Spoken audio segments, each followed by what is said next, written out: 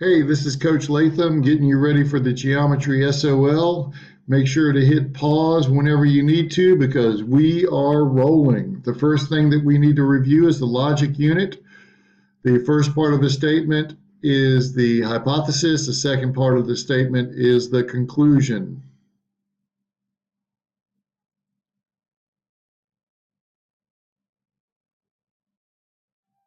We have three important words to learn. Converse means you're changing the order. Inverse means not, and contrapositive means you do both.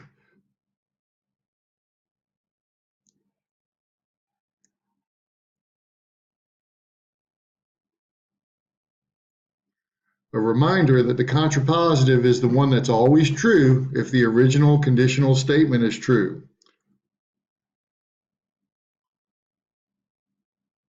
The conclusion here is C. This is the law of syllogisms. The end of the first statement is the beginning of the second.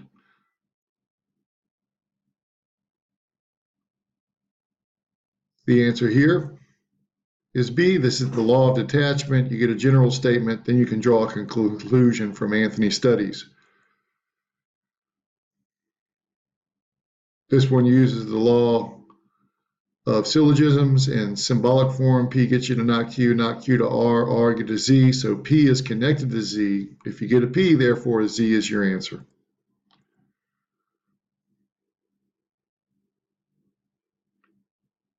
This one is tricky. You're looking for if it rains and your shoes squeak. It's not one of the options down here, so you have to go with the contrapositive. Venn diagrams, you'll have a couple of questions on that.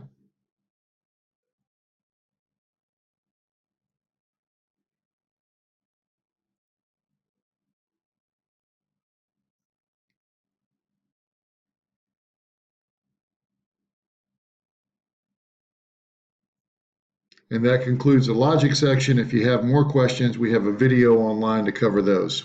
Now on to slope, distance, and midpoint. This line's going up, so you should automatically know it's positive. This line's going down, so you should automatically know it's one of the two negative answers. This is memorization. If it's going across, the slope is 0. And this is the one where the skier ends up undefined.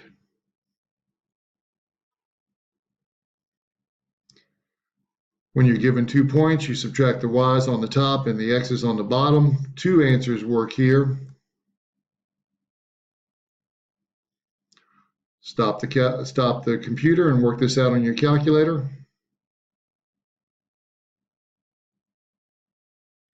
Distance is how far it is from one point to the other.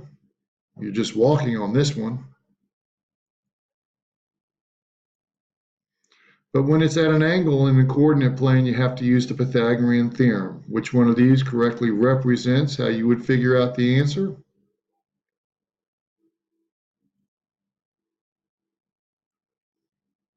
And here's one for you to work out on your own.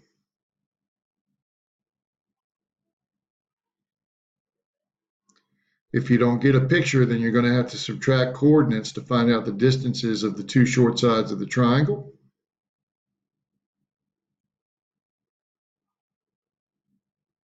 And here's one to work out on your own.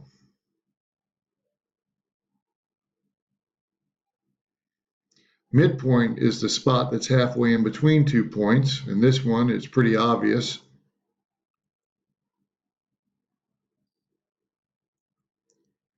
To find the midpoint, you just add the coordinates together and divide by 2.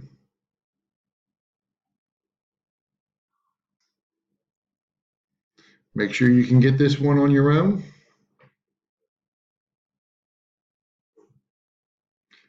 Make sure you can get this one on your own.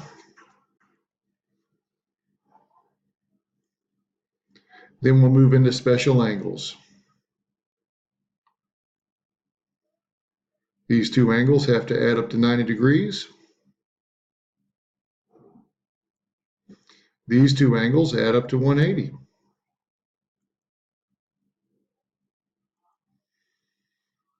This angle and this angle are equal to each other.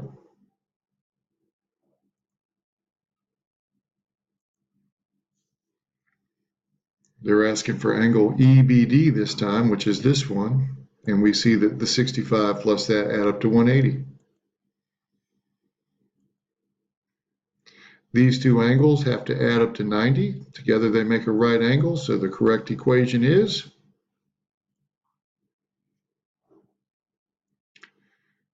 these two angles add up to 180. So the correct equation is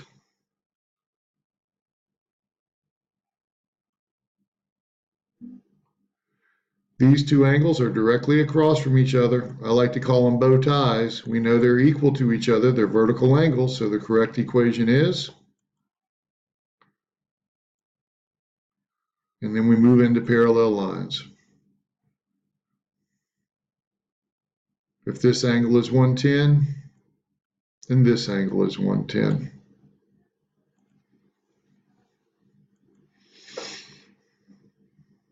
These two add up to 180. If this angle is 110, then this angle is 110. So that makes this one 70.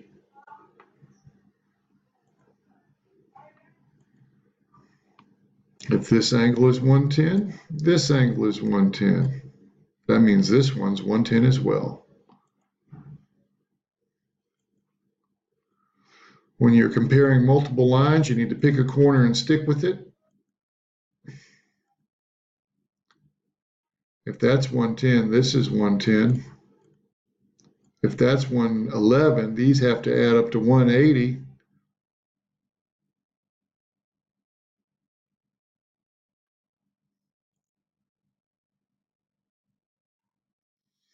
Same thing here. Pick a corner and stick with it. Work this one out on your own.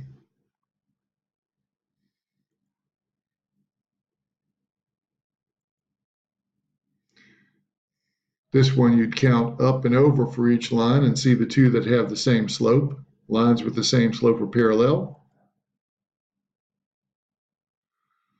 Here's a technology enhanced question they had on there. We're going to put another dot on this chart to figure out how to make a parallel line. Just get the slope of the top one and then walk it off on the bottom.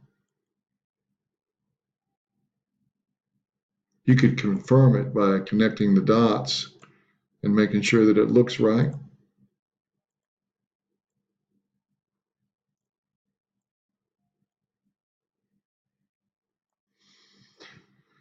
Perpendicular lines have negative reciprocal slopes.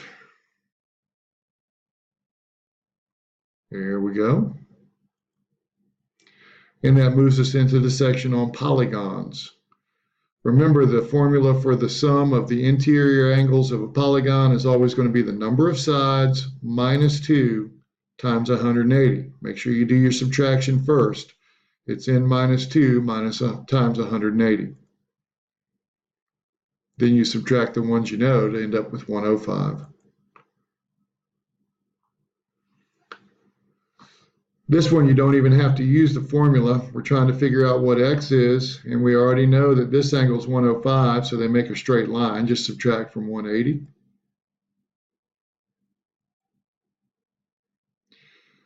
Using the interior angle formula, it's got 5 sides, so it's going to be 5 minus 2. Work that out first. That gets you 3 times 180. That gives you a total of 540 degrees on the inside.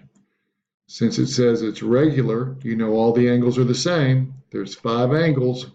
540 divided by 5 lets you know that this angle is 108. Do this one on your own the same way. And that'll give you 120 for each of the interior angles. This one we just worked out a bit ago. We knew that the interior angle was 108, and now we're being asked for this exterior angle.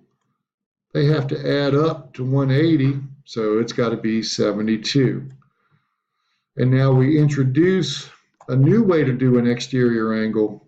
If it's a regular polygon, you can simply do 360 divided by the number of sides, and 360 divided by 5 also gets me to 72.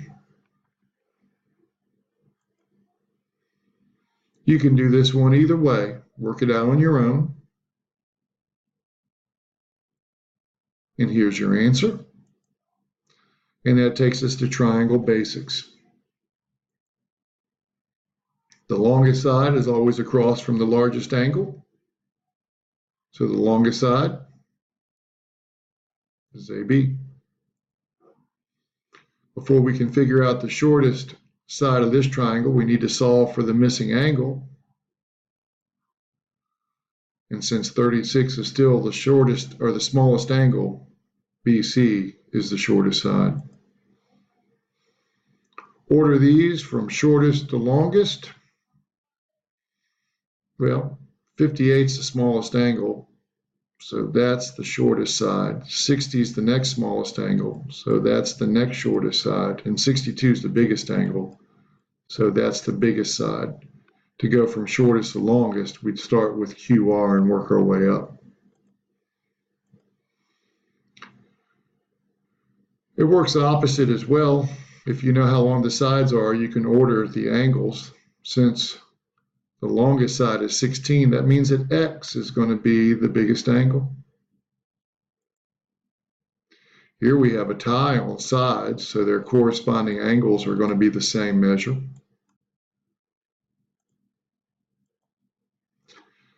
If we're given three sides of a triangle, we can figure out if it truly is a triangle by making sure the third side fits in between the first two subtracted and added.